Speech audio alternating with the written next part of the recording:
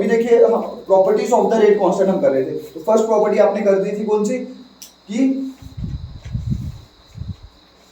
Rate constant measures the rate of the reactions. अगर क्या होगा स्पेसिफिक रेट कांस्टेंट की वैल्यू क्या होगी, ज्यादा होगी, तो रिएक्शन क्या होगी आपकी, फास्ट होगी।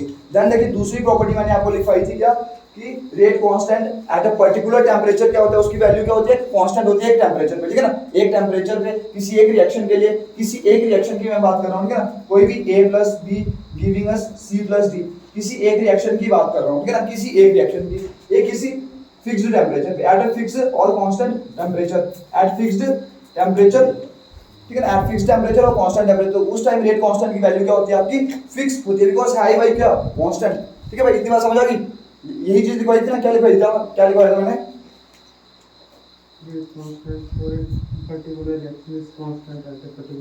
ठीक है ना, लिख दिया भाई, तो समझ आ गई है, ठीक है ना। Rate constant at a particular क्या, rate constant for a particular reaction is constant at a constant temperature. तो अभी नेक्स्ट पॉइंट लिखिए भाई, नेक्स्ट पॉइंट लिखिए। नेक्स्ट पॉइंट क्या लिखना है, अगर देखिए किसी एक टेम्परेचर में किसी एक रिएक्शन के लिए रेट कांस्टेंट की वैल्यू क्या है, कांस्टेंट है, तो अगर मैंने टेम्परेचर चेंज कर दिया तो रेट कांस्टेंट की वैल्यू बदल नहीं जाएगी भाई। तो बस वही चीज, नेक्स्ट पॉइंट लिखिए भाई, rate constant for a particular reaction, rate, next point लिखिए, rate constant for a particular reaction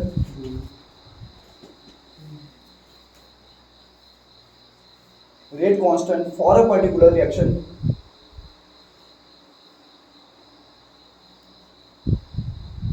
changes with change in temperature। ये चीज समझ आई भाई, changes with change in temperature, मतलब किसी एक रिएक्शन की बात कर रहा हूं मैंने। देखिए ऊपर क्या बोला था, तो ऊपर वाला पॉइंट लिखा हुआ है मैंने, क्या किसी एक रिएक्शन की बात कर रहा था किसी एक फिक्स टेम्परेचर पे। बट अगर मैं क्या उसी एक रिएक्शन की बात करूं, क्या अगर टेम्परेचर क्या हो जाए, डिफरेंट हो जाए, तो रेट कांस्टेंट की वैल्यू बदल नहीं जाएगी भाई, बदल जाएगी ना, सिंपल सी बात है। बस वो चीज आपने याद रखनी है कि रेट कांस्टेंट, मैंने क्या बोला, for a particular reaction changes with the change in temperature. ये चीज समझ आ गई भाई, समझ आ गई। अभी देखिए बहुत ज्यादा इंपॉर्टेंट पॉइंट है, अभी क्या इंपॉर्टेंट पॉइंट है, देखिए इस के को देखिए, के किसके बराबर आया था, रेट के बराबर आया था। के किसके बराबर आया था, रेट के बराबर आया था। तो मेरे को एक चीज बताइए कि अगर मेरी कंसंट्रेशन चेंज हो जाए तो इसको कितना फर्क पड़ेगा, इसको कोई कंसंट्रेशन अगर मेरी चेंज हो जाए तो के की वैल्यू को कोई फर्क पड़ेगा, के किसके बराबर है, k is equal to the rate of the reaction when concentration is unity. जब कंसंट्रेशन क्या है, यूनिटी है। तो मेरे को एक चीज बताइए, अगर मैं क्या कर दूं, कंसंट्रेशन क्या कर दूं, चेंज कर दूं, 1 मोलर से 2 मोलर कर दूं, 2 मोलर से 3 मोलर कर दूं, तो भाई ये मेरे को एक चीज बताइए कि फर्क पड़ेगा भाई, पड़ेगा नहीं। देखिए इधर क्या है, रेट कांस्टेंट ही क्या है भाई, पहले देखिए इस चीज को समझने की कोशिश करिए। रेट कांस्टेंट ही क्या है भाई, रेट कांस्टेंट ही वो चीज है जब कंसंट्रेशन आप क्या कर लेते हो, यूनिटी। जब आप कंसंट्रेशन किसकी लेते हो, जो आपके रिएक्टेंट्स है उसकी क्या लेते हो आप, यूनिटी। जब कंसंट्रेशन आप रिएक्टेंट्स की क्या लेते हो, यूनिटी है ही वही, रेट कांस्टेंट ही वही है। तो अगर मैं, तो रेट कांस्टेंट वो थोड़ी ना रहेगा, मतलब रेट कांस्टेंट तो इधर कुछ और बन जाएगा वो, ठीक है ना। तब देखिए उसको क्या करोगे, रिएक्टेंट्स की कंसंट्रेशन आप चेंज करोगे। तो मैं क्या बोल रहा हूँ, मतलब इसका कोई भी इफेक्ट नहीं है, मतलब क्या रेट कांस्टेंट अगर आप क्या कर दो, रिएक्टेंट्स की कंसंट्रेशन या प्रोडक्ट्स की कंसंट्रेशन क्या कर दो, चेंज कर दो, तो रेट कांस्टेंट क्या रहेगा, कांस्टेंट ही रहेगा। बिकॉज अभी इसका रिलेशन देखिए, रिलेशन क्या है, रेट इज इक्वल टू के। उसको मत देखिए, जैसे डेफिनेशन क्या है, रेट इज इक्वल टू के। इस रिलेशन को देखना है आपने पहले, ठीक है ना, इस रिलेशन, बाकी और कुछ भी नहीं देखना, आपने सिर्फ रिलेशन को देखना है। रिलेशन मैंने ये लिखवाया था ना, रेट इज इक्वल टू के, ठीक है ना। डेफिनेशन ही क्या है इसकी, ये के बराबर तभी हो सकता है ना जब मैं कंसंट्रेशन क्या कर दूं, यूनिटी। अभी मैं बात किसकी कर रहा हूँ, रेट कांस्टेंट की बात कर रहा हूँ, है ना। बात को समझने की कोशिश करिए, मैं किसकी बात कर रहा हूँ, रेट कांस्टेंट की बात कर रहा हूँ, ठीक है ना। तो मैं क्या बोल रहा हूँ कि भाई रेट कांस्टेंट है, रेट कांस्टेंट है, तो मतलब कंसंट्रेशन, अभी देखिए इसका कंसंट्रेशन के साथ अभी निकालिए रिलेशन भाई। अगर देखिए कंसंट्रेशन, तब तो रेट लॉ नहीं बन जाता ये। अगर मैं इधर लिख देता कंसंट्रेशन कुछ ए या बी पूछ कर देता, तब तो रेट लॉ बन जाता ना। अभी देखिए बात किसकी कर रहा हूँ मैं, रेट कांस्टेंट। रेट कांस्टेंट की प्रॉपर्टीज मैं बता रहा हूँ, ठीक है ना। तो पहले तो रेट कांस्टेंट तभी बनेगा ना अगर मैं कंसंट्रेशन क्या कर दूं, यूनिटी कर दूं, है ना। समझ आई बात की नहीं आई, मैंने क्या बोल रहा हूँ, क्या बोलना चाहता हूँ मैं, क्या बोला मैंने, बताइए अभी बताइए।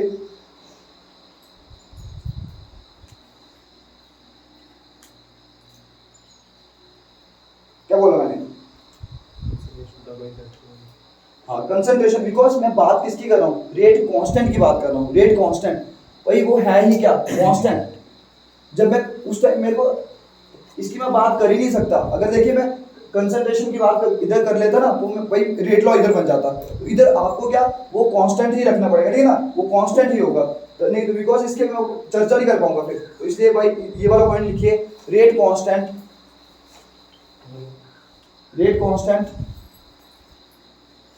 हैज नो इफेक्ट, नहीं ऐसे मत लिखना, rate constant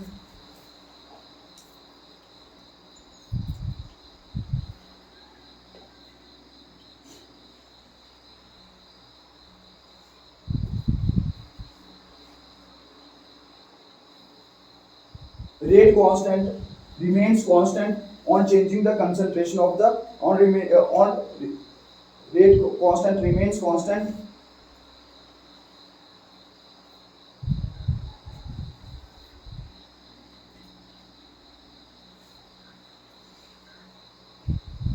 on changing concentration। अभी देखिए ये पॉइंट आपको थोड़ी देर बाद क्लियर होगा, अभी ये अच्छे से क्लियर नहीं होगा, एक और जो नेक्स्ट पॉइंट है ना ये भी आपको जो मैं एक दो चीज और करवा दूंगा ना उसके बाद ये चीज क्लियर होगी, ठीक है ना, अभी ज्यादा इसका पता नहीं लगा तो कोई बात नहीं, ठीक है ना, अभी नेक्स्ट अगली बार आपको ये क्लियर हो जाएगा, जो मैंने आगे कल या आज करवानी है चीज तब ये क्लियर हो जाएगा, ठीक है ना। मैंने क्या लिखवाया, द रेट कांस्टेंट रिमेन्स, क्या लिखवाया, ठीक है ना, तो वो क्या रहेगा, कांस्टेंट मतलब टेम्परेचर कंसंट्रेशन का उसके ऊपर कोई भी फर्क नहीं पड़ रहा है। देखिए रिलेशन को देखिए, रिलेशन को देखिए, रिलेशन में कंसंट्रेशन है भाई, रिलेशन में कंसंट्रेशन है, रेट कांस्टेंट का यही रिलेशन है ना भाई, ये क्या है, K is equal to rate, तो बताइए इधर कंसंट्रेशन है, कंसंट्रेशन है ही नहीं भाई, उसको क्या फर्क पड़ेगा, फर्क पड़ेगा भाई, तो भाई समझ आई, rate constant remains constant on changing the concentration, concentration आप चेंज करते चलो तो कोई फर्क पड़ेगा रेट कांस्टेंट पे, रेट पे फर्क पड़ सकता है, किस पे फर्क पड़ेगा भाई, रेट पे फर्क पड़ सकता है, बट रेट कांस्टेंट पे फर्क थोड़ी ना पड़ेगा, बिकॉज भाई इस रिलेशन में है ही नहीं भाई, क्या कंसंट्रेशन है, इधर लिख रहा है आपको कुछ ऐसे ऐसे ब्रैकेट करके कुछ ए बी नहीं दिख रहा ना, तो फर्क पड़ सकता है, तो कंसंट्रेशन को कोई इफेक्ट हो सकता है भाई, टेम्परेचर का इफेक्ट है। देखिए मैंने बताया ना factors affecting the rate of the reaction कौन कौन से थे, एक थे जैसे सिलेबस में लिखवाया था, एक तो लिखवाया था temperature, concentration and the catalyst. अभी देखिए कंसंट्रेशन को देखिए, रेट कांस्टेंट, रेट के ऊपर फर्क डालती है कंसंट्रेशन, बट रेट कांस्टेंट के ऊपर थोड़ी ना डाल रही है फर्क, ठीक है ना, बिकॉज भाई इधर रेट कांस्टेंट के रिलेशन में क्या कंसंट्रेशन आ रही है, आ ही नहीं रही, तो कैसे फर्क डालेगी, तो समझ आई भाई, यानी तो क्लियर हुई कि नहीं हुई चीज भाई, बस के का रिलेशन देखिए, के किसके बराबर है, रेट के बराबर है भाई, के है ही रेट के बराबर, और रेट किसके बराबर है भाई, रेट किसके बराबर होता है, वही के कंसंट्रेशन ऑफ ए बी, तो भाई कंसंट्रेशन आप चेंज करोगे तो रेट पे फर्क पड़ सकता है, बट रेट कांस्टेंट पे फर्क थोड़ी ना पड़ेगा भाई, बिकॉज रिलेशन ही भाई अलग चीज है, दोनों अलग चीजें हैं, रेट कांस्टेंट कुछ अलग चीज है, और भाई क्या है, और आपका रेट क्या है, अलग है, चीज समझ आई कि नहीं आई भाई, तो चीज rate constant remains constant on changing the concentration, चीज समझ आ गई भाई, मतलब आप कंसंट्रेशन को चेंज करते जाओगे तो रेट कांस्टेंट पे कोई भी फर्क नहीं पड़ेगा, चीज क्लियर हुई कि नहीं हुई, क्या भाई पक्का नहीं हुई क्लियर, तो दोबारा समझा देता हूँ, क्या भाई हो गई, नहीं हुई तो पूछ लीजिए भाई, कुछ ना कुछ डाउट होगा तो पूछ लीजिए, तो अगला पॉइंट लिखिए फिर अगर समझ गए तो इधर पता क्या, ये अभी आपको चीज पता नहीं लगेगी, ये आपको कल लगेगी, ये कल लगेगी पता, ये आज लगेगी, बिकॉज आपने यूनिट्स निकाले, जैसे आपके एक first order reaction, second order reaction, third order reaction, अभी हमने नेक्स्ट टॉपिक वही बनना है ऑर्डर, तो आपके zero order reaction, first order reaction, third order reaction, ये सारी चीजें आपने पढ़नी है, ठीक है ना, तो अभी आपको ये चीजें पढ़नी है, तो ये चीज लिख दीजिए, the units of the rate constant, the units of the rate constant, इसको स्टार मार्क कर दीजिए, स्टार मार्क, दो स्टार डाल दीजिए इस पॉइंट को, बिकॉज ये आपको आगे चीज पता लगनी है, अभी कल पता लगनी है ये चीज, the units of the rate constant depends upon the order of the reaction, depends upon the order of the reaction, the units of the rate constant depends upon the order of the reaction, depends upon the order of the reaction, ठीक है ना, इसको दो star डाल दीजिए, ये बहुत ज्यादा इंपॉर्टेंट है, और ये कॉम्पिटिटिव में बहुत बार ये सवाल इधर से पूछा जाता है, जैसे मैंने क्या बोला, द यूनिट जो है रेट कांस्टेंट की कुछ ना कुछ यूनिट होगी, जैसे अभी ये क्या है, कांस्टेंट है ना, कांस्टेंट है, इसके कुछ ना कुछ यूनिट्स होंगे, ठीक है ना, वो किसके ऊपर डिपेंड करेंगे, depends upon the order of the reaction, तो अभी नेक्स्ट हेडिंग डालिए भाई, ऑर्डर ऑफ द रिएक्शन क्या चीज है, ये भी आपके सिलेबस का टॉपिक है, देखिए भाई सिलेबस को देखिए, है ना भाई सिलेबस का topic, order of the reaction, order of the reaction. ये भी मैंने बोला था ना आपको, जिस बंदे को रेट लॉ अगर क्लियर हो गया उसको 3 टॉपिक्स समझ आ जाने, एक तो रेट लॉ समझ आ जाना, दूसरा आ गया रेट कांस्टेंट समझ आ जाना, और थर्ड टॉपिक को कौन सा समझ आ जाना भाई, उसको आ जाना order of the reaction, order of the reaction. तो भाई पहले मेरे को बताइए, रेट लॉ और रेट कांस्टेंट सभी को समझ आ गया भाई, रेट लॉ और रेट कांस्टेंट समझ आ गया भाई, इसमें डाउट तो नहीं है? रेट लॉ कोई डाउट है तो पूछ लीजिए क्या भाई। देखिए कोई डाउट है तो जो मैंने चीज लिखी हुई है, फिर मैं नेक्स्ट टॉपिक स्टार्ट करता हूँ, order of the reaction. Because इसके बगैर आपको ऑर्डर समझ नहीं आएगा, अभी आपको पता लग जाएगा क्यों समझ नहीं आएगा। देखिए उसको देखिए, कोई डाउट है, कोई क्वेश्चन है तो पूछिए मेरे को, सवाल है भाई कोई, पूछिए कुछ सवाल पूछिए।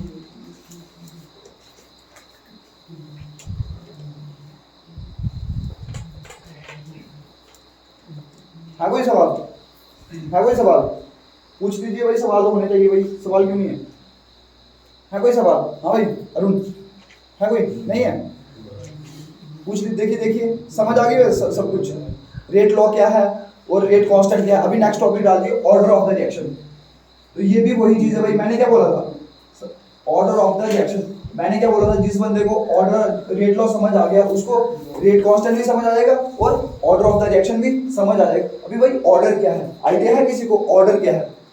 ये वो वाला ऑर्डर नहीं, ऑर्डर ऑर्डर ऑर्डर, ये कोई और ऑर्डर है। कौन सा ऑर्डर है? क्या भाई रिएक्शन का क्या ऑर्डर है? ऑर्डर मतलब पैटर्न, ठीक है ना। बट ये आपने इसको अलग तरीके से समझना है, ठीक है ना, इसको उस तरीके से नहीं समझना है, ठीक है ना, जिस तरीके से आप लोग समझ रहे हो पैटर्न पैटर्न, ठीक है ना। क्या ऑर्डर है, किसका रिएक्शन, आइडिया है किसी को? कोई बोल सकता है? किसी को कुछ भी नहीं पता है किसी को? थोड़ा बहुत ज्ञान हो, पता है किसी को? बोल दीजिए, आइडिया लगाइए कुछ। क्या भाई पता है? बता दो मैं, कुछ भी नहीं है भाई, ठीक है ना, ठीक है ना। इधर देखिए रेट लॉ आपने देख लिया, रेट लॉ को कैसे लिखते हैं? ऐसे लिखते हैं ना रेट लॉ को, रेट इज इक्वल टू, क्या लिखूं मैं, रेट इज इक्वल टू, ऐसे लिख सकता हूं, के ए की पावर अल्फा और बी की पावर बीटा। अल्फा क्या क्या हो सकता है? देखिए अभी बहुत ये चीज है, ये आगे रेट लॉ। अगर देखिए रेट लॉ आपको पता नहीं होता तो आपको ऑर्डर का पता नहीं लगता। अभी मैं आपको एग्जांपल देता हूँ। देखिए इधर अल्फा है और बीटा है, मेरे को बताइए ये क्या है? हाँ नंबर्स है ना, ये क्या है? अल्फा और बीटा क्या है? नंबर्स है, बिल्कुल सही बात है। नंबर्स कौन कौन से हो सकते हैं? ये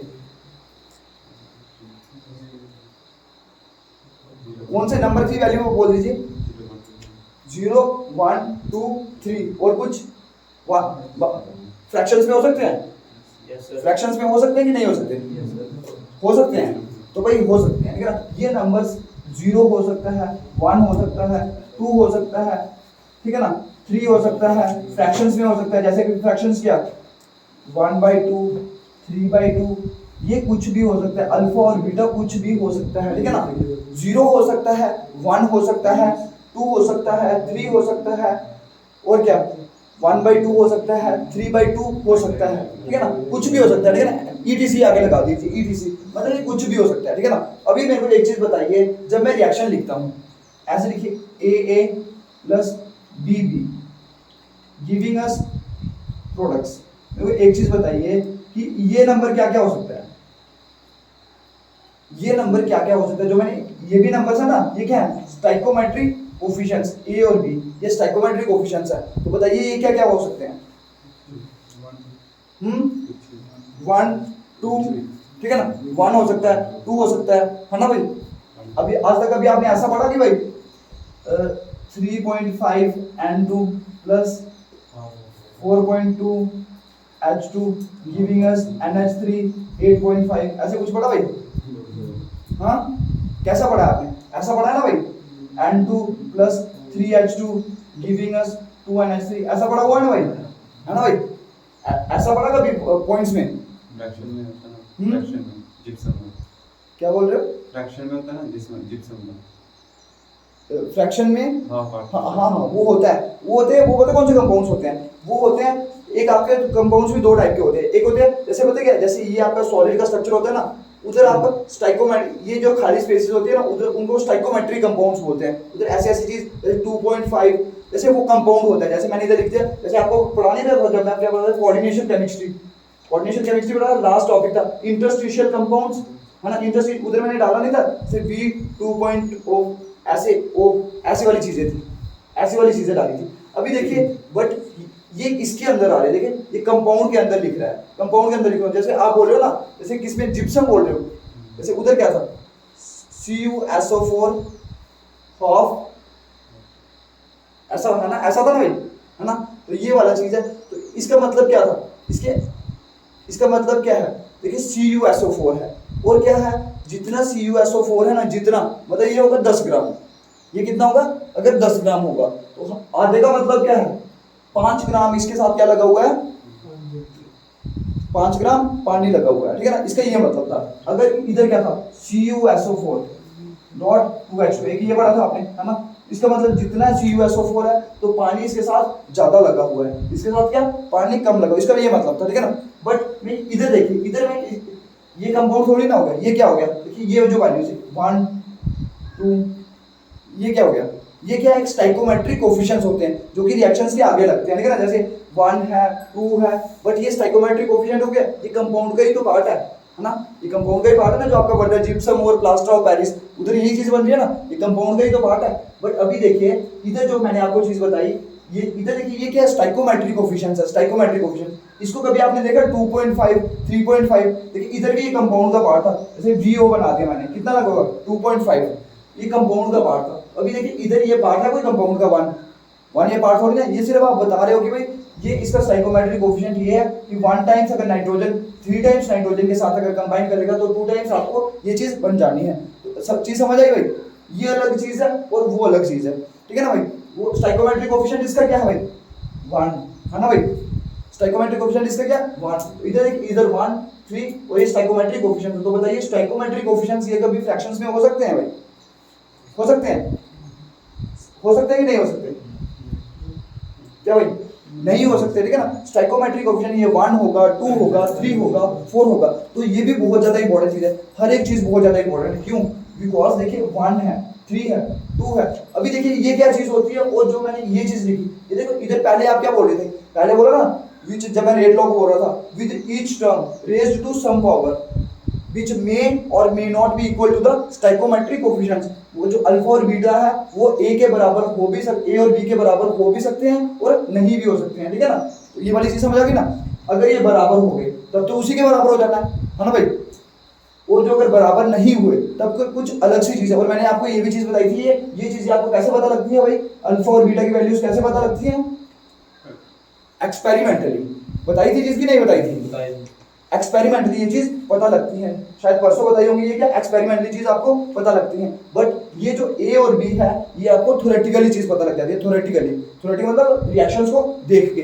अभी देखिए एक और चीज देखिए इधर बहुत ज्यादा इंपॉर्टेंट, अभी देखिए जो ये वाली चीज होती है ना, जैसे मॉलिक्यूल्स कितने जुड़ रहे हैं 1 2 3, इस चीज को अलग नाम देते हैं, इसको बोलते हैं मॉलिक्यूलैरिटी।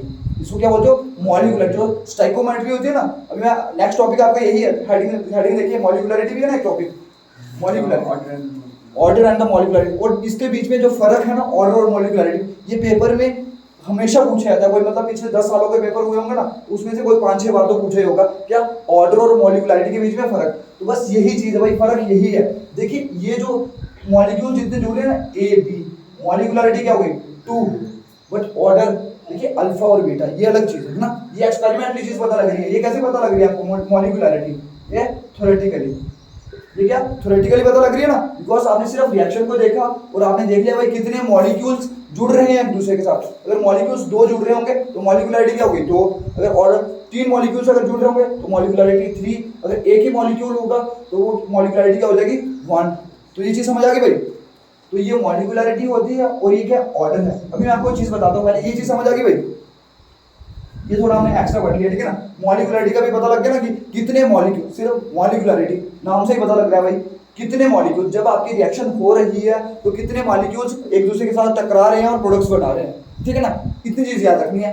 देखिए प्रोडक्ट कैसे बनते हैं, ये जो आपके होंगे ये एक दूसरे के साथ टकराएंगे ना, टकराएंगे तो कुछ इसकी स्ट्रक्चर कुछ चेंज हो जाएगा, कुछ वैसा नहीं रहेगा जैसे आप किसी के साथ टकराते हो, तो क्या होता है, किसी को ब्लड निकल गया तो आपको वो थोड़ी ना रहे जो पहले थे, आपके हुलिया चेंज हो गया ना भाई, आप प्रोडक्ट बन गया, आपको कुछ अलग सा है ना। तो वही चीज है भाई, रिएक्टेंट जो होते हैं जब एक दूसरे के साथ टकराएंगे तो आपको कुछ न्यू थिंग बन जाएगी, जिसको आप लोग क्या बोलते हो भाई, प्रोडक्ट। तो बस इधर भी ये भी आपकी एक थ्योरी है, कौन सी, कोलिजन थ्योरी।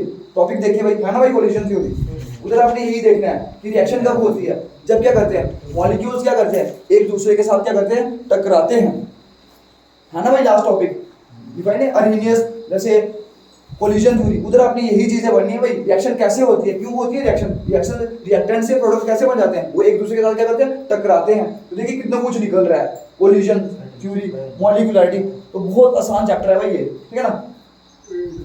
अभी देखिए इधर देखिए हो गया अभी, ठीक है ना। इधर देखिए अभी ये क्या हो गया, ये मॉलिक्यूलरिटी का मतलब क्या, कितने मॉलिक्यूल्स एक दूसरे के साथ टकरा रहे हैं ताकि उधर से प्रोडक्ट बन जाए, उसको आप क्या बोलते हो, मॉलिक्यूलरिटी। तो अभी आ गया भाई ऑर्डर क्या है अभी, ऑर्डर देखिए, अभी ऑर्डर को समझिए, ऑर्डर क्या है, ऑर्डर क्या होगा, अभी लगाइए आइडिया कुछ।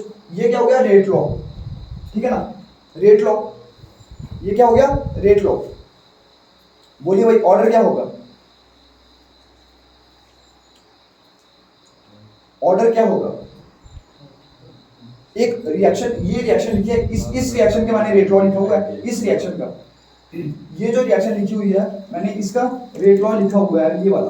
तो अभी बताइए इसका ऑर्डर क्या होगा, इस रिएक्शन का ऑर्डर क्या होगा, इस रिएक्शन का ऑर्डर कुछ भी नहीं होगा, इस रिएक्शन का क्या होगा, ऑर्डर होगा, इसको मैं एन से लिखता हूँ, ठीक है ना, ऑर्डर को मैं लिखता हूँ एन से, डिनोट किससे करता हूँ भाई, एन से, ठीक है ना। और ये कुछ भी नहीं होगा, अल्फा और बीटा को क्या कर दोगे, प्लस कर दोगे, तो आपका क्या बन जाएगा, order. Order of the reaction क्या होगा, अल्फा और बीटा को क्या कर दोगे, प्लस। अल्फा और बीटा की वैल्यूज आपको कैसे पता लगी, एक्सपेरिमेंटली, ठीक है ना। तो ये वाली जब आपको चीज पता लग जाती है, ये क्या हो गया, ऑर्डर ऑफ द रिएक्शन। जब आप लोगों ने क्या करना है, जो ए और बी की कंसंट्रेशन टर्म्स है ना, इनके ऊपर जो पावर्स लगी हुई है, मतलब ये वाली जो चीज लगी हुई है, इनको अगर आप प्लस कर दो तो आपका क्या बन जाता है भाई, ऑर्डर, ठीक है ना, पता लग गया भाई। अगर देखिए सिर्फ मैं अल्फा बोलूं, अल्फा किसका ऑर्डर है, अल्फा किसका ऑर्डर है, आपने इसका अल्फा का बोलना हो तो आपने बोलना है order with respect to a, order with respect to a, मतलब ऑर्डर ये किसके विद रिस्पेक्ट टू है, order with respect to a. और ये क्या है, एन क्या है, अल्फा प्लस बीटा, ये क्या है, रिएक्शन का ऑर्डर है। बट अगर मैं सिर्फ मेरे को ए का ऑर्डर बताना हो, ए का ऑर्डर बताना हो, जैसे इसका ऑर्डर बताना हो, तो मैंने क्या बोल दिया, अल्फा, ऑर्डर ऑफ ए। और अगर बी, ये क्या होगा, बीटा, ऑर्डर ऑफ बी, ठीक है ना, एक ही चीज की, ऑर्डर ऑफ बी, ये ऑर्डर क्या है, बी का। और ये क्या ऑर्डर, क्या है, रिएक्शन का। रिएक्शन का ऑर्डर क्या है, जब आप लोग जो कंसंट्रेशन टर्म्स की जो पावर्स हैं उनको क्या कर दोगे, सम कर दोगे, तो वो आपका क्या बन गया, ऑर्डर। पता लग गया भाई। तो बस यही चीज आपने लिखनी है। तो अभी पता क्या, अभी पहले आप लिख दीजिए वी नो दैट, पहले इसको लिखिए, we know that rate law is given by this, order of the reaction heading डालिए। अभी देखिए पहले लिखिए we know that order, we know that rate law is given by, we know that rate law is given by, ये वाली चीज लिखना है, rate is equal to k into this, we know that rate law is given by, ये वाली चीज, rate और ये इज इक्वल टू के, ए की पावर अल्फा और बी की पावर बीटा।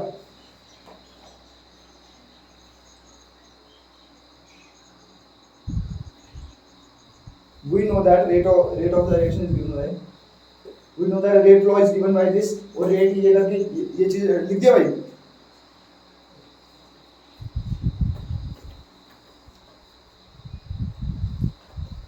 ये वाली चीज अभी लिखने की जरूरत नहीं है, ठीक है ना। अभी आप पेपर में लिखना होगा ना, तो ये लिख देना भी स्क्वायर ब्रैकेट ए क्या है, कंसंट्रेशन ऑफ रिएक्टेंट ए, और स्क्वायर ब्रैकेट बी क्या है, और अल्फा बीटा क्या है। तो अभी देखिए इधर लिखिए सम, ऐसे लिखते हैं सम ऑफ द पावर्स, ऐसे मत लिखना, ठीक है ना। Order of the reaction is given by n is equal to alpha plus beta. उसके नीचे लिखिए order of the reaction is given by, definition में लिखवाता हूं, डेफिनेशन क्या लिखनी है, तो बस ऐसे पहले ऊपर लिख दे, थोड़ी कहानी लिख दीजिए, ठीक है ना। Order of the reaction is given by n is equal to alpha plus beta,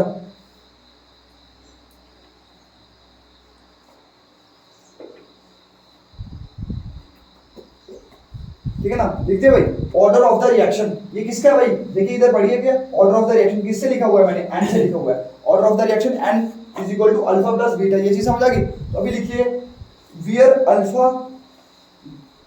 alpha is क्या, order with respect to, where alpha is order with respect to reactant A, where alpha is order with respect to reactant ए,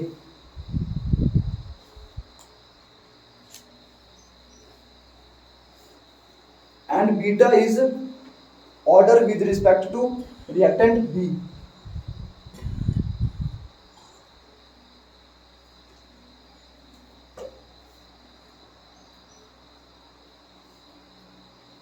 लिख दिया। अभी लिखिए definition, definition लिखनी है अभी, ठीक है ना।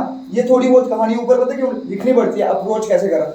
डायरेक्टली अगर मैं पेपर में जैसा मर्जी आपको पूछा, पेपर में जैसा मर्जी जैसे मैंने लिखा है वैसे लिख दोगे, डायरेक्टली डेफिनेशन लिखोगे, बिकॉज पेपर में तो आपको सारी चीजें पता होनी है ना। अभी मैंने ये कहानी क्यों लिखवाई, बिकॉज अप्रोच करा हमने, ऐसे डेफिनेशन बता देता कि हाँ भाई सम ऑफ दिस, आपको क्या पता लगता, ठीक है ना। ये चीजें बताना जरूरी होती है, ठीक है ना। पेपर में आप जैसे मर्जी लिखो, बिकॉज पेपर में आपको ये सारी चीजें पता होंगी। अभी लिखिए डेफिनेशन, आप बताइए क्या दोगे इसकी डेफिनेशन। आप अभी देखिए बता दिया मैंने ऑर्डर क्या होता है, डेफिनेशन क्या लिखोगे, सम ऑफ द पावर्स, है ना, क्या सम ऑफ द पावर्स, है ना, किसकी है, sum of the powers of molar concentration of A and B, क्या है reactants, molar concentration of the reactants, ठीक है ना। तो बस यही लिखिए the sum of the powers, the sum of the powers, powers को क्या बोल सकते हैं, ब्रैकेट में लिख दे, और एक्सपोनेंट्स,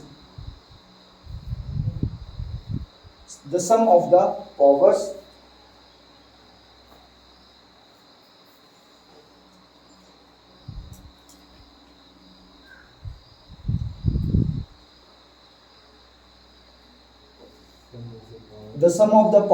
किसकी, the sum of the powers of the molar concentration of the reactants and reactant product नहीं, sum of the molar concentration of the reactants, the sum of the powers of the molar concentration of the reactants.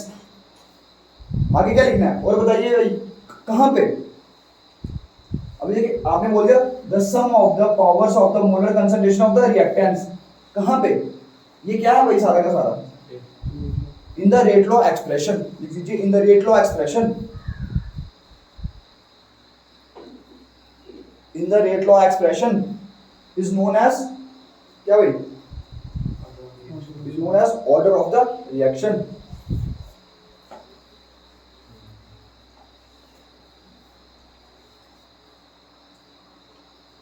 लिख दिया भाई, doubt है इसमें कोई,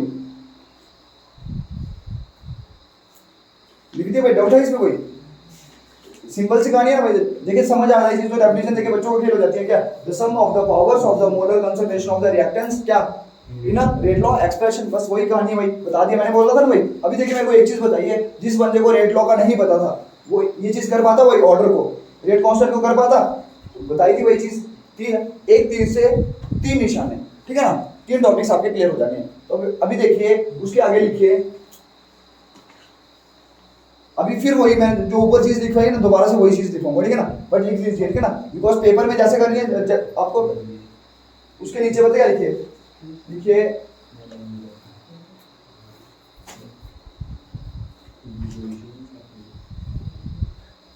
ये चीज लिख दी ना, जैसे ऑर्डर ये क्या है, रिएक्शन का ऑर्डर है, ये order with respect to the reactant A और the order with respect to the reactant B. अभी देखिए कोई जरूरत नहीं, ठीक है, अभी मत लिखिए, ठीक है, मैंने यही चीज लिखवानी है, ठीक है ना, नीचे नीचे यही चीज लिखवानी है, ऑर्डर और ये वाली चीज, इसको मत लिखिए, ठीक है ना। आप लिखिए value of order and alpha plus beta, value of order and is equal to alpha plus beta, देखिए ये वाली चीज लिखिए, value of order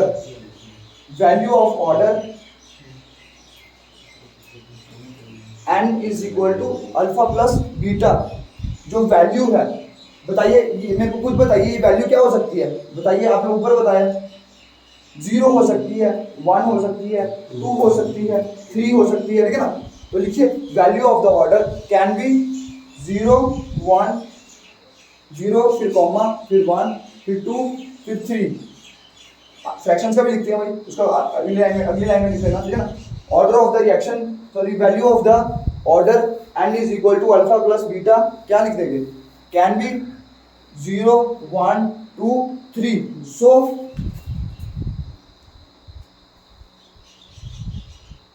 the reactions can be, reactions कितने टाइप के हो सकते हैं, रिएक्शंस होगी आपकी जीरो होगा, ऑर्डर जीरो होगा तो क्या होगा, जीरो ऑर्डर रिएक्शन। अगर ऑर्डर 1 होगा तो फर्स्ट ऑर्डर रिएक्शन, अगर ऑर्डर 2 होगा तो सेकंड ऑर्डर रिएक्शन, अगर ऑर्डर क्या होगा 3 होगा तो third order reaction. So the reactions can B zero order, first order, second order and third order respectively.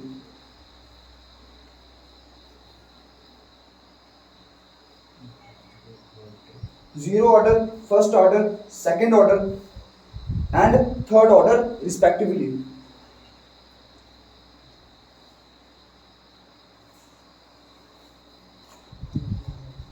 लिख दिया भाई, समझ आई इस पॉइंट की, इस पॉइंट का समझ आया भाई, लिख दिया ना, जीरो फर्स्ट सेकंड थर्ड, है ना भाई। तो अभी देखिए order can also be fraction, order can also be in fraction, order can also be in fraction, order fraction में भी हो सकता है। ये नेक्स्ट पॉइंट करके लिखिए भाई, ठीक है ना, order can also be in fraction, ये वाली चीज भी हो गई ना भाई, order can also be in fraction. तो पता लग गया भाई, पता लग गया सभी को। तो अभी देखिए इसके नीचे एक और पॉइंट लिखिए, order is a experimental quantity. Order क्या है, एक्सपेरिमेंटल क्वांटिटी है।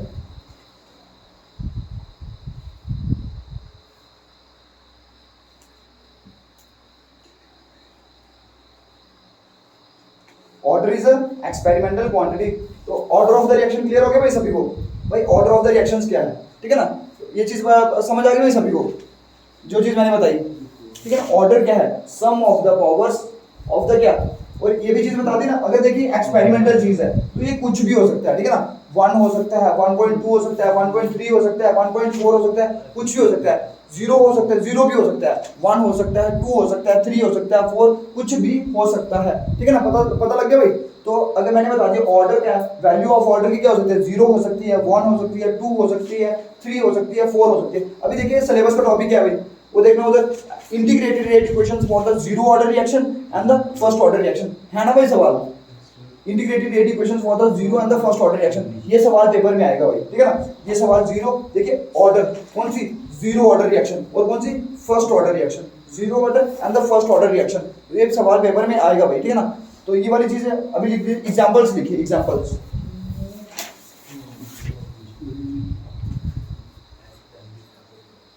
ये वाली चीज बहुत ज्यादा इंपॉर्टेंट चीज है, जैसे order is experimental quantity, experimental, ये आपको ऐसे नहीं पता लगता, ये आपको एक्सपेरिमेंटली पता लगता है, ठीक है ना।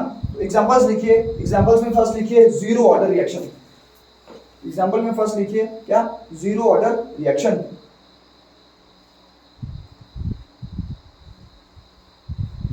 एग्जांपल में फर्स्ट लिखिए जीरो ऑर्डर रिएक्शंस। अभी देखिए इसका मतलब क्या होगा, जीरो ऑर्डर रिएक्शन होने का मतलब क्या है, अभी देखिए मतलब को समझिए भाई, ठीक है ना। पहले इधर क्या रेट है, मैंने क्या बोला, ऐसे ZERO, जीरो ऑर्डर रिएक्शन।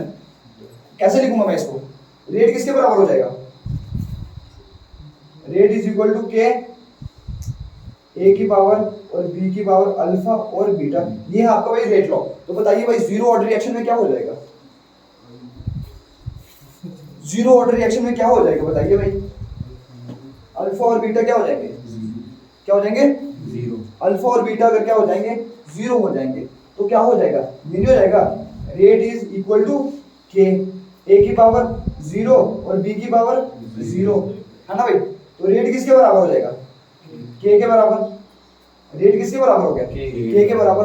अभी देखिए रेट डिपेंड कर रहा है भाई किसकी, किसी पावर पे, किसी, अभी देखिए किसी रिएक्टेंट की किसी कंसंट्रेशन की किसी पावर पे कर रहा है भाई, नहीं कर रहा ना, तो ये कौन सी रिएक्शन हुई, जीरो ऑर्डर रिएक्शन, ठीक है ना। अभी देखिए जो मैं आपको एग्जांपल्स लिखवाऊंगा, एक एक दो एग्जांपल्स लिखवाऊंगा मैं, तो ये आपको क्या याद कर लेनी है, ठीक है ना। क्यों याद क्यों करनी है, बिकॉज भाई अभी देखिए उसका लॉजिक नहीं है, वो एक्सपेरिमेंटल क्वांटिटीज है, ये देखिए अभी देखिए थ्योरेटिकली होता तो आप इसको देख के बता सकते थे इधर, है ना, उसका रेट बता सकते थे, बट भाई रेट है, मैंने क्या बोल दिया, ऑर्डर है ही क्या, एक्सपेरिमेंटली अल्फा और बीटा की वैल्यूज आपको कैसे पता लगती हैं, एक्सपेरिमेंटली। अभी आपको जो मैं रिएक्शंस लिखवाऊंगा वो आपको रटनी पड़ेगी, ठीक है ना, एक दो रिएक्शन जो मैं दो रिएक्शन लिखवाऊंगा, जीरो ऑर्डर की लिखवाऊंगा, फर्स्ट ऑर्डर की लिखवाऊंगा, सेकंड की लिखवाऊंगा, थर्ड की लिखवाऊंगा और फ्रैक्शनल ऑर्डर की लिखवाऊंगा। फ्रैक्शनल ऑर्डर क्यों, बिकॉज ऑर्डर फ्रैक्शंस में भी हो सकता है भाई, एक्सपेरिमेंटल क्वांटिटी है, स्टोइकोमेट्री नहीं है कि 1 2 ऐसा होगा, ये क्या एक्सपेरिमेंटल क्वांटिटी है, तो ये 0 हो सकता है,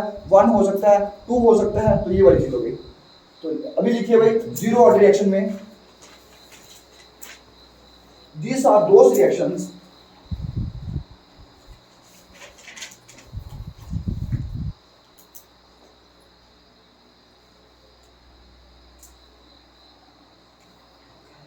whose rate does not depend upon the concentration of the reactants. These are those reactions whose rate, जिसका रेट वो किसके ऊपर डिपेंड नहीं करता है, concentration of the reactants, whose rate does not depend upon the concentration of the reactants. These are those reactions whose rate does not depend upon the concentration of the reactants. समझ आई वही बात।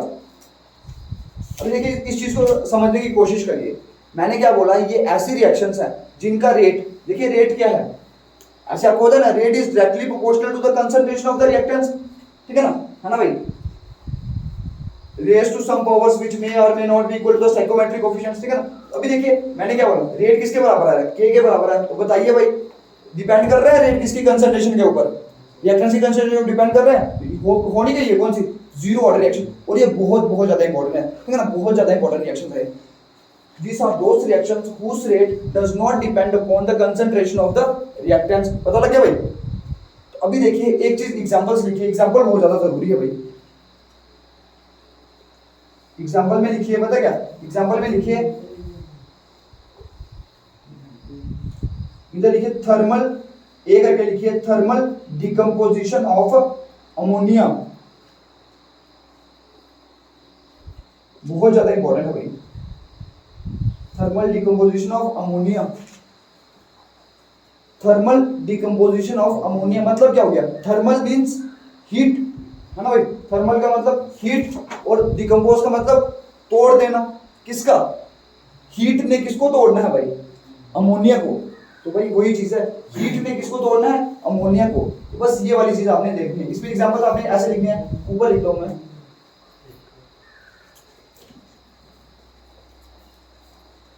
Examples बहुत ज्यादा जरूरी है, आपको रटनी पड़ेंगी भाई, ठीक है ना, इसमें लॉजिक नहीं है, बिकॉज ये एक्सपेरिमेंटल क्वांटिटी है, आपको रटनी पड़ेगी, बिकॉज साइंटिस्ट ने एक्सपेरिमेंट्स करे हुए हैं, तो आपको ये रटनी पड़ेगी, ठीक है ना।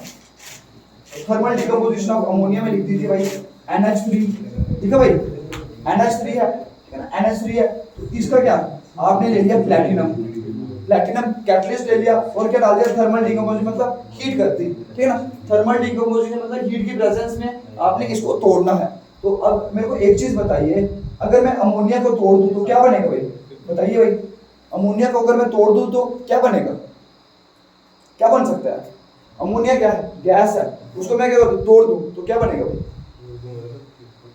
कौन सा, बताइए भाई, बागेश्वर आप बताइए, बस जिससे ये बना हुआ है, अमोनिया किससे बना, नाइट्रोजन और हाइड्रोजन, तो अगर मैं इसको तोड़ दूं तो बनेगा क्या, नाइट्रोजन और हाइड्रोजन, ठीक है ना, बस इधर लिख दीजिए 2 और इधर लिख दिए N2 प्लस 3H2, ये वाली हो गई आपकी रिएक्शन, ठीक है ना भाई। ये क्या कर बैलेंसिंग करी मैंने, देखिए अमोनिया से क्या बना, नाइट्रोजन और H2, देखिए इधर नाइट्रोजन 2 है, N2, हाइड्रोजन कितने हैं, 3 और 2 6, ये हो गया 6, ये वाली चीज थर्मल डिकम्पोजिशन, अब ये रटनी पड़ेगी आपको रिएक्शंस, ठीक है ना, लिख दी भाई रिएक्शन, तो इसका रेट लिख लीजिए भाई, रेट क्या होगा, इसके रेट, आप रेट लॉ को इसको कैसे लिखोगे, रेट लॉ को आपने ऐसे लिखना है भाई, रेट लॉ ऐसे में experimental rate law, experimental rate law इसके बराबर है भाई, रेट इज इक्वल टू के, ऐसे आपके हिसाब से, ऐसा जैसे जिस बंदे को पता नहीं है कि एक्सपेरिमेंट लिखो ऐसे लिख देगा इसको, NH3 इज इक्वल टू 2, है ना भाई, जिसको ज्ञान नहीं है कि भाई रेट क्या है, ऊपर वाली क्या चीज होती है, वो इसको ऐसे लिख देगा, बट आपको पता है तो आप क्या करोगे, इसको क्या लगा दोगे ऊपर 0, तो रेट किसके बराबर आएगा, रेट इज इक्वल टू के, इस रिएक्शन का रेट ये होगा। पता लगी भाई चीज, दोबारा से रिपीट करूं, देखिए ये मैंने क्या लिखी, रिएक्शन कौन सी, जीरो ऑर्डर रिएक्शन है। जीरो ऑर्डर रिएक्शन का मतलब ही क्या है, ऐसी रिएक्शंस जहां पे क्या होता है, रेट क्या होता है, वो किसके ऊपर, रिएक्टेंट्स की कंसंट्रेशन के ऊपर डिपेंड नहीं करता। मैंने लिखवा दिया ना भाई, these are those reactions whose rate does not depend upon the concentration of the reactants। तो रिएक्टेंट क्या है भाई, ये, ठीक है ना, रिएक्टेंट क्या है ये, तो भाई आपको पता है ये क्या, इसका स्टाइकोमेट्रिक कोफिशिएंट है, बट रेट लॉ जब मैं लिखता हूँ ऊपर स्टाइकोमेट्रिक कोफिशिएंट थोड़ी ना लिखता हूँ, उधर मैं क्या लिखता हूँ, ऑर्डर लिखता हूँ। ऑर्डर क्या है इसका, 0 है, दैट्स व्हाई मैंने क्या लिख दिया 0। तो रेट किसके बराबर हो गया, के बराबर हो गया। इस रिएक्शन से आपको पता लग रहा है भाई, rate does not depend upon the initial concentration of the reactants. तो बात समझ आ गई भाई या नहीं आई, पता लगा, दोबारा से रिपीट करूँ कि समझ आ गई, आ गई समझ। तो भाई एक और एग्जांपल लिख दीजिए, thermal decomposition of HI, thermal decomposition of HI लिख दीजिए भाई, ये रटनी पड़ेगी रिएक्शंस, ठीक है ना, रटनी पड़ेगी सभी को ये, thermal decomposition of HI, hydrogen iodide.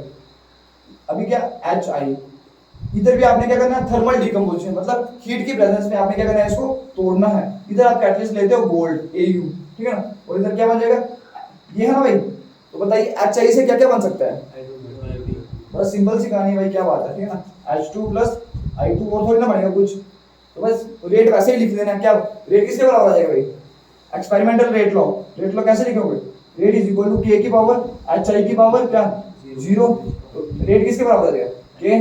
तो रेट पता लग रहा है भाई, रेट इज क्या, rate is independent of concentration of the reactants, that's why it is zero order reaction. पता लग गया भाई ये। तो अभी लिखिए फर्स्ट ऑर्डर रिएक्शन, इसको नोट करिए, इसको नोट करिए और फिर लिखिए first order reaction.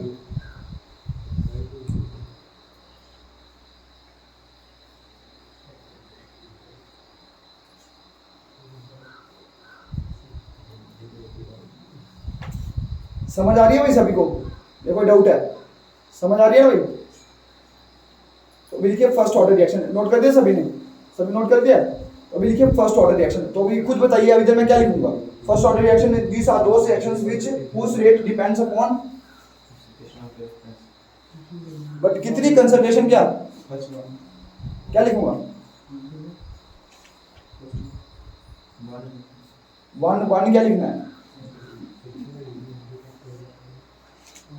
whose rate depends upon one concentration term of reactant, बस ये चीज लिखना है। These are those reactions whose rate depends upon one concentration term of reactant, whose rate depends upon one concentration term of reactant। लिख दिया भाई। तो अभी लिखिए इधर एग्जांपल्स लिखिए,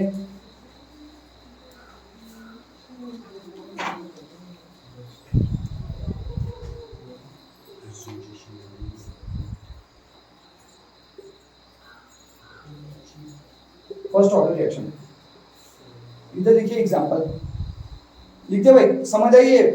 अभी देखिए ऐसे ही लिखना है, whose rate depends upon one concentration term of reactant। तो अभी क्या इसमें लिखिए decomposition of ammonium nitride, decomposition of ammonium nitride. अब मैं बताता हूँ कि अमोनियम नाइट्राइड क्या लिखते भाई, पहले लिखिए डिकम्पोजिशन मीन्स टूटना, किसका, अमोनियम नाइट्राइड का। अमोनियम नाइट्राइड का सिर्फ आप लिख दीजिए AMMONIUM, ammonium NITRITE, ammonium nitride लिख दिया भाई। मैं भी लिख देता हूँ, लिख दूँ AMMONIUM, अमोनियम NITRITE, रटनी पड़ेगी रिएक्शंस, ठीक है ना। अभी मैं पहले बता रहा हूँ ये एक्सपेरिमेंटल चीज है, तो रटनी पड़ेगी, पेपर में लिखना पड़ेगा, ठीक है ना। देखिए अभी इधर क्या, अमोनियम नाइट्राइड क्या चीज होगी, बताइए फॉर्मूला अमोनियम नाइट्राइड का, आइडिया किसी को, कुछ भी बोल दीजिए। NH4, अमोनियम, बिल्कुल सही बात है। और नाइट्राइड के लिए, नाइट्राइड क्या होता है, नाइट्राइट, एक नाइट्रेट होता है, एक नाइट्राइट होता है, बहुत चीजें पढ़ी हुई है भाई। नहीं पढ़ा था आपने? नाइट्रिक एसिड नहीं पढ़ा था, उसके आयंस नहीं पढ़े थे? HNO2 nitrous acid, nitric acid बताया नहीं था भाई? सवाल भी पढ़ा हुआ जो पेपर में 5 नंबर का आता है, उसकी oxidising properties of the nitric acid. क्या भैया थे, बताइए। HNO3 क्या होता है? नाइट्रिक एसिड, ठीक है ना। उसका जो आयन जैसे HNO3 क्या है? Nitric acid. इसका जो आयन बनता था वो क्या बनता था? NO3 negative. नाइट्रस एसिड क्या होता है?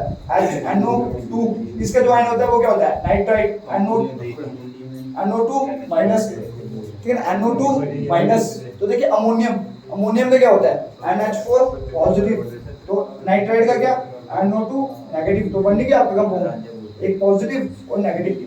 पॉजिटिव नेगेटिव से कंपाउंड नहीं बनता, जैसे Na पॉजिटिव और Cl नेगेटिव, कंपाउंड नहीं बन गया भाई। ये कंपाउंड नहीं बन गया आपका, कौन सा? Ammonium nitrite. इसको हटा दीजिए, ठीक है ना। तो बना ना भाई, कौन सा? Ammonium nitrite. अमोनियम नाइट्राइट है, इसकी क्या कर रहे हो? डिकम्पोजिशन। इसकी क्या कर रहे हो भाई? डिकम्पोजिशन। तो क्या निकलता है इधर से इसकी डिकम्पोजिशन करने से? थर्मल डिकम्पोजिशन नहीं कर रहे, सिर्फ कर रहे हो आप इसको तोड़ रहे हो। तो बताइए इसको कैसे तोड़ोगे? इसको तोड़ोगे तो क्या निकलेगा? बताइए भाई, क्या निकल सकता है इधर से? एक मैंने ब्रह्मास्त्र भी बताया हुआ है भाई, क्या क्या कैसे आपने देखनी पड़ती है। अभी देखिए, जब भी आपको मैंने बता दिया भाई, जब भी आपको H और O दिख जाए, कहीं पे भी H और O दिख जाए, ये H है और ये O है, अगर दिख जाए तो क्या होगा? पानी तो निकलेगा ही भाई। तो क्या निकल जाएगा? पानी निकाल दिया भाई। और क्या होगा भाई? और क्या निकल सकता है? अमोनिया नहीं निकलेगा, इधर निकलना नाइट्रोजन, N2। नाइट्रोजन निकल जाए, N2। नाइट्रोजन निकल गई, बैलेंसिंग कर दीजिए रिएक्शन की। क्या H कितने हैं? 4, ऑक्सीजन ये है, तो इधर मैं लगा दूं 2, तो आपकी रिएक्शन क्या होगी? बैलेंस, ठीक है ना भाई। अब इसका रेट लिखिए भाई। रेट क्या आ जाएगा? किसके बराबर आएगा बताइए भाई? रेट इज इक्वल टू के, इधर क्या लिखूंगा? NH4 NO2। बातें नहीं करिए भाई, ठीक है ना। NH4 NO2, पावर क्या है? पावर 1 नहीं आएगी, depends upon one concentration term of क्या? Reactant, that's why it is first order reaction. लिख दीजिए भाई इसको, decomposition of ammonium nitrite. Rate भी लिख दीजिए नीचे, रेट क्या होगा उसका? NH4 NO2 ammonium nitrite.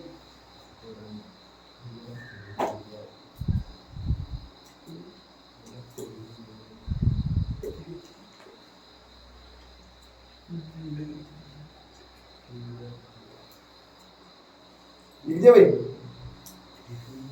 अभी सेकंड लिखिए इसमें, decomposition of hydrogen peroxide. Decomposition of hydrogen peroxide. Hydrogen peroxide का क्या फॉर्मूला है? हाइड्रोजन पेरोक्साइड का क्या भाई? हाइड्रोजन पेरोक्साइड का तो पता होना चाहिए भाई, ये तो सभी को पता।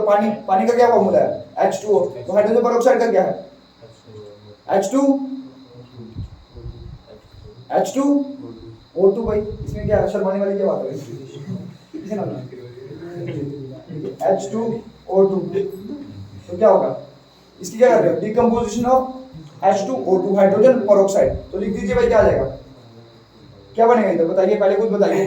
पहले इधर देखिए, बी करके लिखिए क्या? Decomposition of hydrogen peroxide. Decomposition of hydrogen peroxide, तो क्या आ जाएगा इधर? क्या होगा? पानी तो निकलेगा भाई, H दिख रहा है, O दिख रहा है, पानी क्या कर दीजिए? निकाल दीजिए। तो और क्या बचा? H2O। क्या बचा? और क्या बचा? एक, दो तो लगे, लेकिन H2O। और क्या बचा? ऑक्सीजन बचा। ऐसे लिख दूं इसको O, ऐसे लिख दूं। ये क्या है? ये स्टेबल है भाई, ऐसे थोड़ी ना लिखना है फिर, ऐसे लिखना है इसको मैंने O2, ठीक है ना। और क्या इसमें डाल दीजिए 1/2, ठीक है ना भाई। अभी इसका मतलब क्या है? इसका मतलब वो मत समझना जैसे मैं उधर बता रहा था, जैसे इधर स्टाइकोमेट्रिक कोफिशिएंट। स्टाइकोमेट्रिक कोफिशिएंट इधर देखिए, इसका मतलब क्या है? इधर से कितना निकला? एक पानी निकला, जितना मतलब पानी निकला, मतलब 10 ग्राम पानी निकला होगा, तो 5 ग्राम क्या निकल गया? ये वाली चीज निकल गई, ठीक है ना। बट जो उसके वो जो आप इधर बोल रहे हो ना, जब रिएक्टेंट्स उधर होते हैं, जब वो रिएक्ट करते हैं ना, तब क्या होता है? वो मॉलिक्यूल्स होते हैं, एक मॉलिक्यूल, दो मॉलिक्यूल, उस तरीके से आपने समझना है, ठीक है ना। इसके भी अगर आपने 11th क्लास अच्छे से पढ़ी होती है ना, जैसे एक स्टाइकोमेट्री वाला चैप्टर था, तो some basic concepts of chemistry है ना, उधर स्टाइकोमेट्री वाला एक वो था, चैप्टर था आपका, स्टाइकोमेट्री का टॉपिक था, stoichiometry and calculations based on it. तो अगर आपने वो स्टाइकोमेट्री अगर आपको अच्छे से पता होती तो आपको पता लग जाता कि मैं क्या बोल रहा हूँ अभी, ठीक है ना। बट आपने अभी वो अच्छे से नहीं करी तो फिर हम कैसे पास से डाइवर्ट हो सकते हैं, ठीक है ना। अभी जो इधर जरूरत होगी ना इस चैप्टर के लिए वो मैं चीजें बता दूंगा आपको, ठीक है ना। स्टाइकोमेट्री अगर आपको पता होती तो आपको सारी चीजें अच्छे से पता लग जाती, ठीक है ना। तो ये वाली चीज समझ आ गई भाई। इसका रेट कैसे लिखोगे? रेट इज इक्वल टू, बताइए भाई, के की पावर के और उसकी कंसंट्रेशन की पावर क्या आएगी? कंसंट्रेशन किसकी आएगी? वन लिख दीजिए भाई। रेट क्या आ जाएगा? रेट इज इक्वल टू के और H2O2 कंसंट्रेशन ये 1 हो रहा है ना भाई फर्स्ट ऑर्डर रिएक्शन। अभी देखिए एक बहुत ही इंपॉर्टेंट किस्म की रिएक्शंस होती हैं, बहुत ज्यादा इंपॉर्टेंट किस्म की रिएक्शंस होती हैं। जैसे आपकी रेडियो एक्टिविटी नाम सुना है? रेडियो एक्टिविटी नहीं सुना है? नहीं सुना तो कोई बात नहीं भाई, ठीक है ना। जैसे सुना रेडियो एक्टिविटी क्या होती है? रेडियो एक्टिविटी फिर सुना है तो बता दीजिए।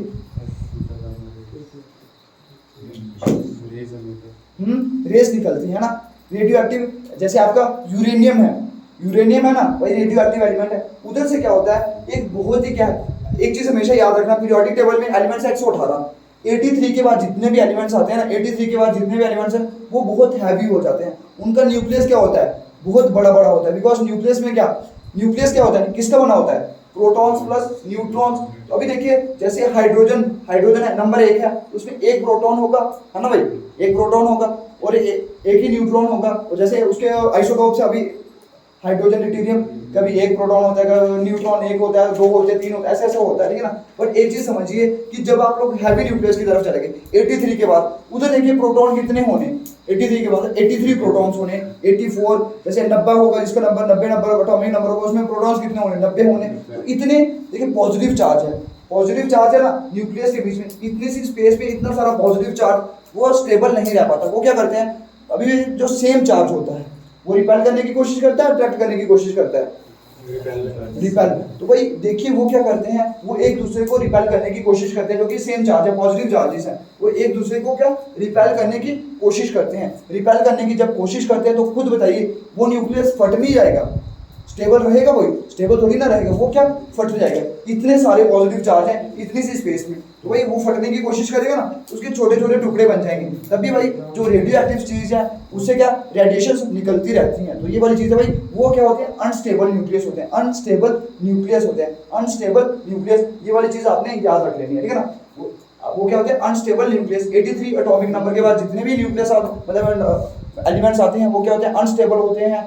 वो जैसे यूरेनियम आपने पढ़ा था ना एक्टिनाइट्स में, यूरेनियम है ना भाई, यूरेनियम, नेप्टूनियम, प्लूटोनियम, वो क्या होता है? रेडियो एक्टिव होते हैं, ठीक है ना। वो क्या होते हैं? न्यूक्लियर रिएक्शंस कर देते हैं। जैसे कि आपको पता है भाई न्यूक्लियर रिएक्शंस रुकती ही नहीं है, रुकती है कोई भाई? उसको रोकना बहुत ज्यादा मुश्किल है, कठिन है उसको, ठीक है ना। तो ये वाली चीजें सारी आपने पढ़ी हुई है। तो ये मैं इसकी चर्चा इसलिए कर रहा हूँ भाई विकास, जो आपकी रेडियो एक्टिविटी वाली जितनी भी रिएक्शंस होती है ना, रेडियो एक्टिविटी, ये वाली चीज बहुत ज्यादा इंपॉर्टेंट है। वो ऑलवेज फर्स्ट ऑर्डर रिएक्शन होती है, ऑलवेज फर्स्ट ऑर्डर। और ये सवाल कॉम्पिटिटिव में पता नहीं कितनी बार पूछा हुआ है। जब आप एक फिजिक्स में चैप्टर आएगा, कौन सा? एटम्स एंड द न्यूक्लियाई, ठीक है ना। एटम्स एंड द न्यूक्लियाई चैप्टरों के नाम पता है भाई फिजिक्स के? पता है चैप्टर्स के नाम?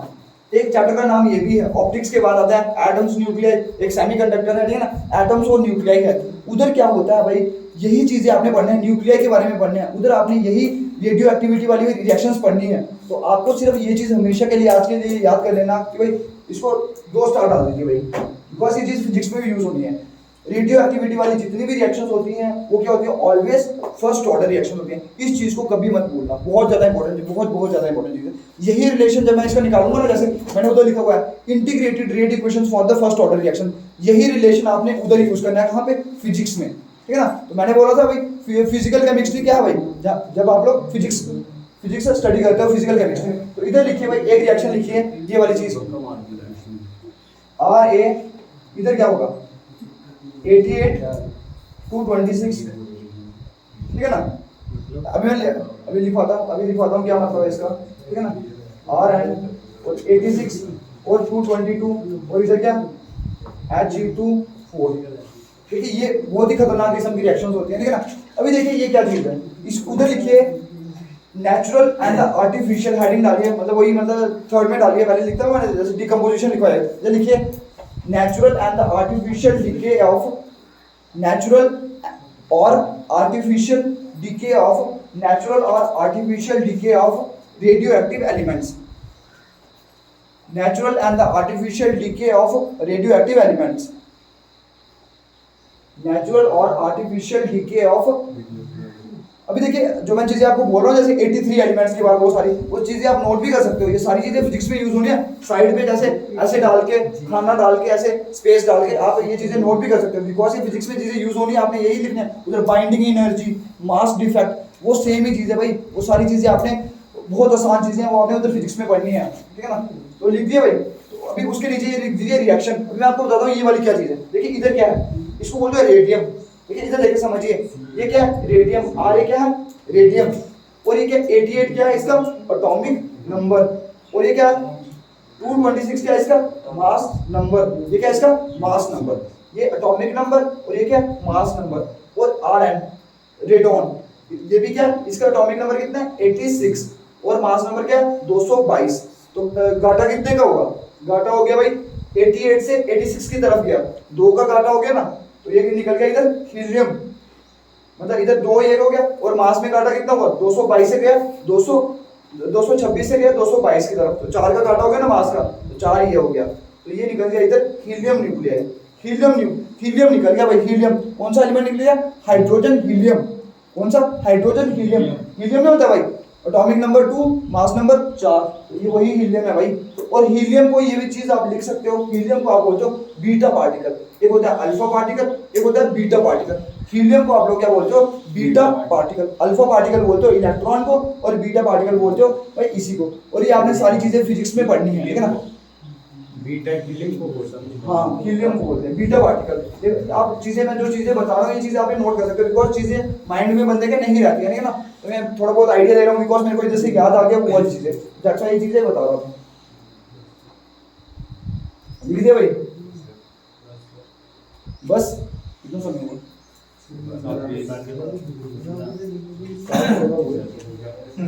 पढ़ना हो? सीरीज तो बोल दीजिए भाई।